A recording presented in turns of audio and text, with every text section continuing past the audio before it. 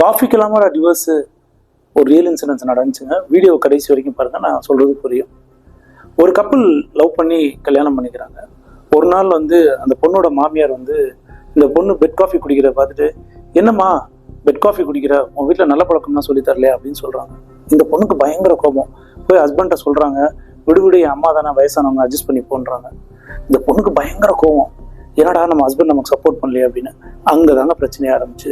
ஹியூமனோட பேசிக் behaviour என்னன்னா, நீ என்னை ஒரு குறை சொல்லிட்டல, கண்டிப்பாக நான் உன்னிட்ட ஒரு குறை சொல்லுவேன்னு சொல்லி மாறி மாறி குறை சொல்ல ஆரம்பிக்கிறாங்க ஹஸ்பண்ட் அண்ட் ஒய்ஃப். இந்த பிரச்சனை என்னாச்சு அப்படின்னா, கடைசியாக 2 பேர் செப்பரேட் ஆகணும்னு முடிவு பண்ணிட்டாங்க. ஸோ ஃபேமிலி லாயர்கிட்ட போய் நிற்கிறாங்க, இதுக்கு மேலே எங்களால் வாழ முடியாது அப்படின்னு. அவர் ரொம்ப நல்லவருங்க. உடனே வந்து நீங்கள் போய் ஃபர்ஸ்ட் ஒரு கவுன்சிலிங் செஷன் போயிட்டு வாங்க, அதுக்கப்புறம் வில் டேக் அ கால் அப்படின்றாரு. ஸோ நேராக அவங்க எங்கிட்ட வர்றாங்க. அவங்கள்ட்ட உட்காந்து பேசின ஒரு 2 செஷனில் அவங்க புரிஞ்சுக்கிட்டாங்க நம்ம வந்து தப்பான டிசிஷன் எடுத்திருக்கோம் அப்படின்னு. நாங்கள் சொன்ன ஒரே ஒரு விஷயம்தான், 3 ஏவை மட்டும் ஃபாலோ பண்ணுங்க. Acceptance, adaptability, adjustability.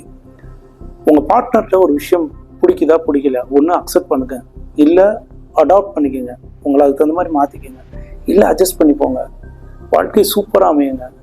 இந்த 3 மட்டும் ஃபாலோ பண்ணால் போதுங்க. எப்போ ஒருப்பட்ட பிரச்சனை வந்தாலும் சரி, உங்களை யாருமே பிரிக்க முடியாது. ஸோ நீங்கள் என்ன மாதிரி டெக்னிக்ஸ் யூஸ் பண்ணுவீங்க சண்டை வந்தா அப்படின்றத கமெண்ட் பாக்ஸில் மென்ஷன் பண்ணுங்கள். இந்த வீடியோ பிடிச்சிருந்தா மறக்காமல் SSLC பண்ணுங்க. Subscribe, share, like and comment. Thank you so much.